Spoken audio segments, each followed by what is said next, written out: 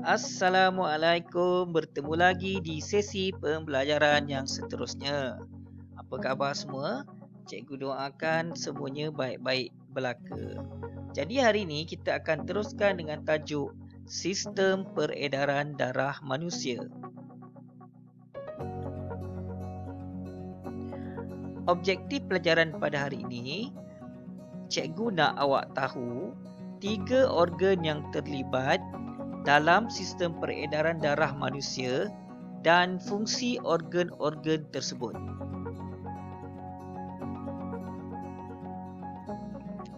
Pengenalan. Sistem peredaran darah sangat penting dalam tubuh manusia. Sistem peredaran darah berfungsi bagi mengangkut oksigen, nutrien, air dan bahan kumuh seperti karbon dioksida. Jadi, sistem ni sangat penting dalam tubuh kita, di mana kalau terdapat gangguan dalam sistem peredaran darah, kita mungkin akan mengalami kesakitan ataupun kematian.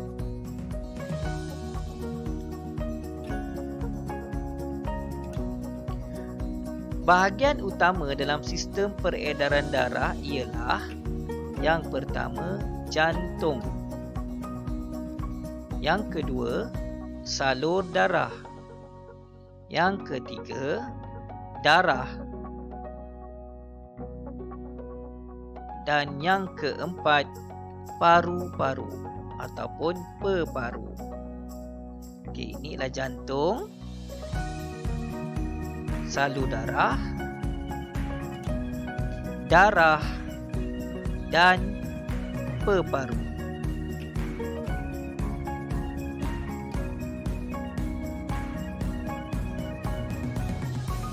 Kita lihat satu persatu organ yang terlibat di dalam sistem peredaran darah. Yang pertama ialah jantung. Jantung berfungsi untuk mengepam darah ke peparu dan ke seluruh bahagian badan. Jantung mempunyai 2 bahagian, iaitu yang pertama, bahagian kiri yang berfungsi untuk mengepam darah yang lebih banyak oksigen ke seluruh tubuh. Kalau kamu tengok sini yang warna merah ni kan, warna merah ini menggambarkan darah yang mengandungi oksigen yang lebih banyak dipam ke seluruh tubuh. Manakala bahagian kanan akan mengepam darah yang lebih banyak karbon dioksida ke paru-paru, yang di mana nanti karbon dioksida itu akan dikeluarkan sebagai bahan kumuh. So ini ialah organ bagi sistem peredaran darah yang pertama, iaitu jantung. Cuba awak pegang di bahagian dada awak. Awak akan dapat merasa degupan jantung. Degupan itu menandakan jantung awak sekarang sedang bekerja untuk mengepam darah ke seluruh badan.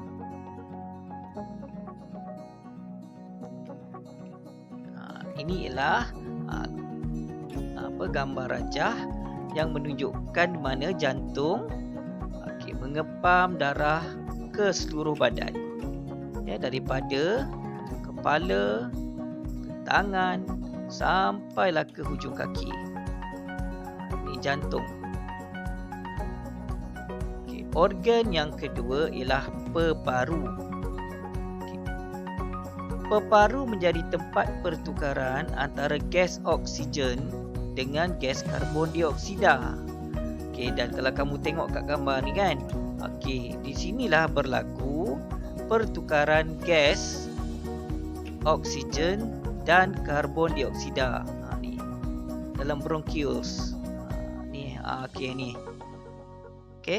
dan darah yang kaya dengan oksigen akan dipam ke seluruh badan, manakala darah yang mengandungi karbon dioksida akan disingkirkan keluar.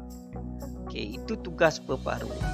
Okey, daripada jantung tadi yang sebelah kanan kan, dia akan pam darah terus ke paru-paru, di mana di paru-paru darah yang mengandungi lebih oksigen akan disalurkan ke seluruh badan, manakala darah yang mengandungi karbon dioksida akan disingkirkan melalui proses perkumuhan. Jadi inilah organ yang kedua yang terlibat, iaitu paru-paru. Okey, seterusnya yang ketiga, salur darah. Salur darah ialah tiub laluan untuk darah mengalir ke seluruh badan. Salur darah ni macam paip air lah. Paip air yang mengandungi darah. Okey, darah akan mengalir melalui rangkaian salur darah di dalam tubuh manusia. Kalau kamu lihat, tengok gambar ni, okey, jantung ni nanti akan mengepam darah ke seluruh badan manusia. Dan kalau kamu tengok kat situ, ada warna merah dan warna biru. Okey, warna merah itu menunjukkan darah yang mengandungi lebih oksigen. Manakala yang warna biru itu menunjukkan darah yang mengandungi lebih karbon dioksida. Okey, inilah antara contoh rupa salur darah yang terdapat dalam tubuh kita. Okey, seterusnya, darah itu sendiri. Inilah rupa darah yang dilihat di bawah mikroskop. Okey, kalau tangan kamu terluka kan, kita akan cuma nampak cecair warna merah kan. Itu darah lah. Tapi kalau kita lihat bawah mikroskop, inilah rupa darah yang sebenar. Okey, dan darah ini berfungsi untuk mengangkut oksigen, nutrien, air dan bahan kumuh ke seluruh badan kita. Okey, kenapa? Sebab setiap organ dalam badan kita memerlukan oksigen. Okey, tanpa oksigen, sel-sel dalam badan kita akan mati. Jadi darah ini macam kereta lah. Dia angkut oksigen tu ke seluruh badan kita. Okey. Ni contoh daripada jantung, darah itu akan dipam ke seluruh badan melalui saluran darah. Awak boleh tengok gambar ni kan. Tengok anak panah ni. Itulah yang berlaku. Okey. Jadi kesimpulan, bahagian utama dalam sistem peredaran darah kita ialah jantung, salur darah, darah dan paru-paru.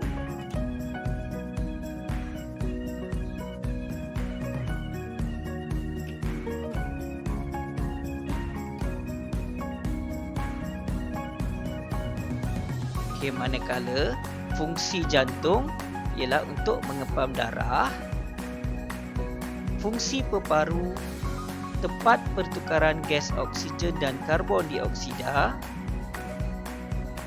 fungsi salur darah sebagai tiub laluan untuk darah mengalir, manakala fungsi darah ialah untuk mengangkut oksigen, nutrien, air dan bahan kumuh.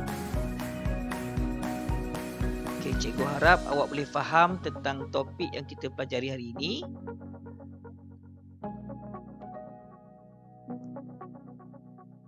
Okey, berjumpa kita lagi di sesi PDPR yang akan datang. Sekian, terima kasih.